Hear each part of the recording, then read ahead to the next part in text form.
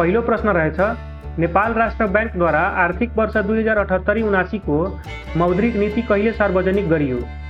2078-79 को मौद्रिक नीति चाहिँ विक्रम सम्वत 2078 साउन 29 गते सार्वजनिक गरियो। गभर्नर महाप्रसाद अधिकारीद्वारा भर्चुअल रूपमा सार्वजनिक गरिएको नीतिमा मुद्रास्फीति औसत 6.5% भित्र सीमित राख्ने लक्ष्य लिइएको छ। आगामी 2 वर्षसम्म मर्जरमा जाने ब्याङ्कहरूले सहुलियत पाउने। मौद्रिक नीतिले विकास ब्याङ्क र फाइनान्स कम्पनीको अस्तित्व बचाउन वाणिज्य ब्याङ्कमा गाभिने नीतिहरूलाई निरुत्साहित गरेको छ। विस्तृत मुद्रा प्रदायको विस्तार 18% र निजी क्षेत्रतर्फको कर्जा विस्तार 19% हुने। सहवित्तीयकरण कर्जाको सीमा 1 अर्बबाट 2 अर्ब पुर्याइने। स्थानीय तहमा कम्तीमा 1 शाखा र 1 एटिएम अपाङ्ग मैत्री बनाउनु पर्ने। वाणिज्य ब्याङ्क, विकास ब्याङ्क, वित्त कम्पनीहरूको दोहोरो लगानी अर्थात् क्रस होल्डिङ भएका लघु वित्तीय संस्थाहरू 2079 असाढ मसान्त भित्र मर्जरमा जानुपर्ने।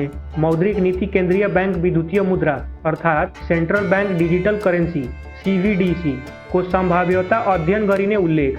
दोस्रो प्रश्न रहेछ, सन् 2021 मा सम्पन्न 32औं ग्रीष्मकालीन ओलम्पिक खेलकुद प्रतियोगितामा प्रथम, द्वितीय र तृतीय स्थान हासिल गर्ने राष्ट्र कुन कुन हुन्?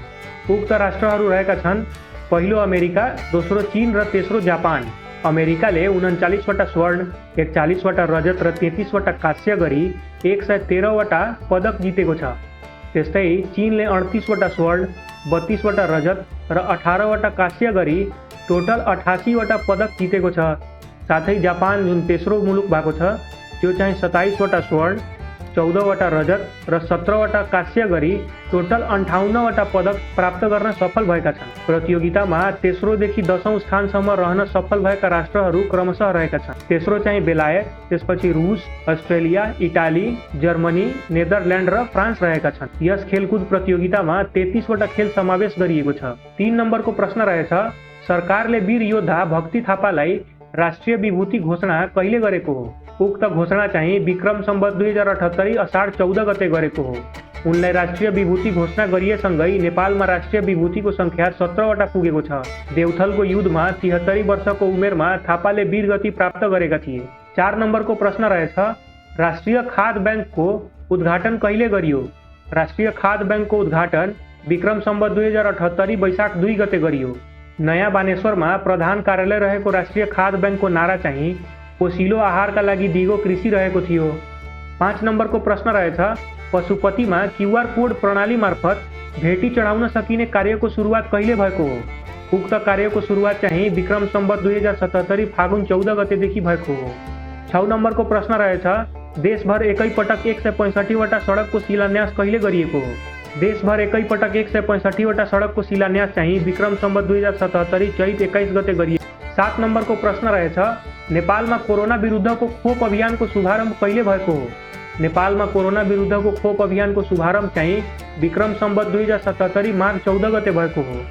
8 नम्बरको प्रश्न रहेछ, नेपालमा मोबाइल डिभाइस म्यानेजमेन्ट सिस्टम अर्थात् MDMS कहिलेदेखि लागू गरिएको हो?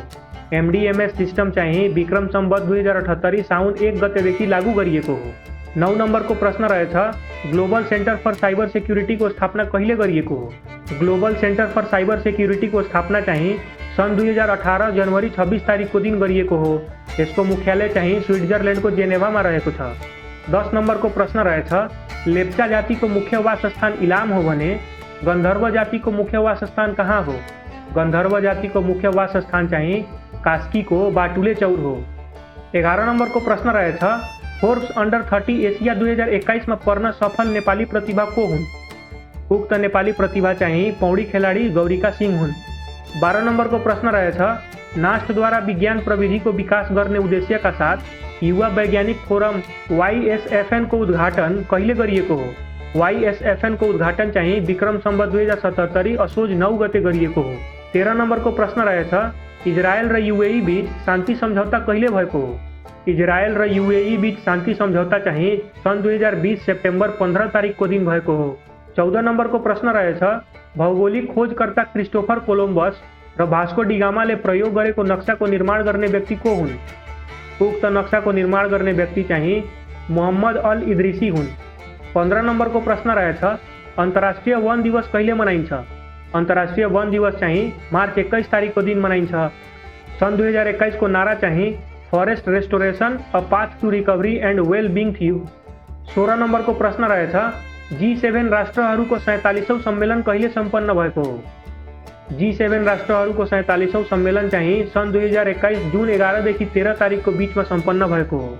17 नम्बरको प्रश्न रहेछ टेक्वान्डोका तीनै विद्या अर्थात् गोरेसी, पुम्से र पारा यसमा अन्तर्राष्ट्रिय निर्णायक बन्न सफल नेपाली को हुन्। उक्त निर्णायक बन्न सफल नेपाली चाहिँ अशोक खड्का हुन्। 18 नम्बरको प्रश्न रहेछ लामो समयदेखि द्वन्द्वको चपेटामा परेको सुडानमा सरकारी पक्ष र विपक्षी दल बीच शान्ति सम्झौताको खाकामा कहिले हस्ताक्षर भएको हो। उक्त हस्ताक्षर चाहिँ सन् 2020 जनवरी 24 तारिकको दिन भएको हो। सम्झौतामा सुरक्षा र शासन प्रणालीका विषय समावेश गरिएको छ। विपक्षी दल SPLM दक्षिणी क्षेत्रले ब्लू नाइल क्षेत्रमा सशस्त्र विद्रोहको नेतृत्व गरेको थियो। सो समूह दक्षिण सुडानको सीमा क्षेत्रमा सन् 2011 देखि सक्रिय रहेको छन्। 19 नम्बरको प्रश्न रहेछ एक वडा एक कालोपत्रे सडकको योजना ल्याउने स्थानीय तह कुन हो। उक्त स्थानीय तह चाहिँ ताप्लेजुङको फुङलिङ नगरपालिका हो। 20 नम्बरको प्रश्न रहेछ एसियाको नोबल पुरस्कार भनी चिनिने रेमन म्याग्सेसे पुरस्कार कहिलेदेखि प्रदान गर्न थालिएको हो। रेमन म्याग्सेसे पुरस्कार चाहिँ सन् 1958 देखि प्रदान गर्न थालिएको हो। हालसम्म यो पुरस्कार प्राप्त गर्ने नेपाली चाहिँ महेश चन्द्र रेग्मी सन् 1997 मा प्राप्त गरेका थिए। दोस्रो भारत दत्त कोइराला सन् 2002 मा, तेस्रो डाक्टर सन्दुक रुइत सन् 2006 मा, चौथो महावीर पुन्न सन् 2007 मा र पाँचौंमा शक्ति समूह सन् 2013 मा प्राप्त गरेका थिए। 21 नम्बरको प्रश्न रहेछ इन्टरपोलको सदस्यता नेपालले कहिले प्राप्त गरेको हो। इन्टरपोलको सदस्यता चाहिँ नेपालले सन् 1967 सेप्टेम्बर 27 तारिकको दिन प्राप्त गरेको हो। सन् 1923 सेप्टेम्बरमा स्थापित यो संस्थाको प्रधान कार्यालय चाहिँ फ्रान्सको लियोनमा रहेको छ। यस सङ्गठनको आधिकारिक भाषा चाहिँ 4 वटा रहेका छन्। अङ्ग्रेजी, फ्रेन्च, स्पेनिस र अरबिक रहेका छन्। यस सङ्गठनको नारा चाहिँ connecting police for safer world रहेको छ। इन्टरपोलले 8 प्रकारका नोटिस जारी गर्ने गर्छ। यसको सदस्य सङ्ख्या चाहिँ 194 वटा रहेको छ। 22 नम्बरको प्रश्न रहेछ क्षेत्रफलका हिसाबले सबैभन्दा ठुलो उपमहानगरपालिका दाङको घोराही हो भने सबैभन्दा सानो उपमहानगरपालिका कुन हो। सबैभन्दा सानो उपमहानगरपालिका चाहिँ बाँके जिल्लाको नेपालगञ्ज हो। जनसङ्ख्याका आधारमा सबैभन्दा ठुलो उपमहानगरपालिका चाहिँ जनकपुर हो। सबैभन्दा बढी वडा सङ्ख्या भएको उपमहानगरपालिका चाहिँ कलैया हो जुन कि बारा जिल्लामा रहेको छ र त्यहाँ चाहिँ 27 वटा उपमहानगरपालिका रहेका छन्। 23 नम्बरको प्रश्न रहेछ कोशी सम्झौता विक्रम सम्वत 2011 वैशाख 12 गते भएको थियो भने गण्डकी सम्झौता कहिले भएको थियो। गण्डकी सम्झौता चाहिँ विक्रम सम्वत 2016 मङ्सिर 19 गते भएको थियो। 24 नम्बरको प्रश्न रहेछ अमेरिकी राष्ट्रपति जो बाइडनले अफगानिस्तानमा रहेका अमेरिकी सेना सन् 2021 मे 1 बाट फिर्ता गर्ने घोषणा कहिले गरेका हुन्। उक्त घोषणा चाहिँ सन् 2021 अप्रिल 14 तारिकको दिन गरेका हुन्। 25 नम्बरको प्रश्न रहेछ गहना सङ्ग्रहालय काठमाडौँको भद्रकालीमा रहेको छ भने बागमती सभ्यता सङ्ग्रहालय कहाँ रहेको छ। बागमती सभ्यता सङ्ग्रहालय चाहिँ काठमाडौँको गुहेश्वरीमा रहेको छ। 26 नम्बरको प्रश्न रहेछ नापी विभागद्वारा धरातलीय स्वरूपबारे जानकारी हासिल गर्नका लागि लाइडर सर्वेको सुरुवात कहिले गरिएको हो। लाइडर सर्वेको सुरुवात चाहिँ विक्रम सम्वत 2078 वैशाख 21 गते गरिएको हो। 27 नम्बरको प्रश्न रहेछ अन्तर्राष्ट्रिय हवाई परिवहन विषयक नियमहरू एकीकरण गर्ने सम्बन्धमा व्यवस्था भएको महासन्धि मन्ट्रियल महासन्धि 1979 नेपालको संसदबाट कहिले पारित गरिएको हो। उक्त महासन्धि चाहिँ विक्रम सम्वत 2075 भदौ 7 गते पारित गरिएको हो। उक्त महासन्धि पारित भएसँगै नेपाल यस महासन्धिको पक्ष राष्ट्र बनेको छ। 28 नम्बरको प्रश्न रहेछ संयुक्त अरब इमिरेट्स अर्थात् UAE ले देश विकासका लागि योगदान गर्न सक्ने विदेशी नागरिकलाई नागरिकता दिन सक्ने घोषणा कहिले गरेको हो। उक्त घोषणा चाहिँ सन् 2021 जनवरी 30 तारिकको दिन गरेको हो। 29 नम्बरको प्रश्न रहेछ नेपालमा कति प्रजातिका सर्प पाइन्छन्। नेपालमा 83 प्रजातिका सर्प पाइन्छन्।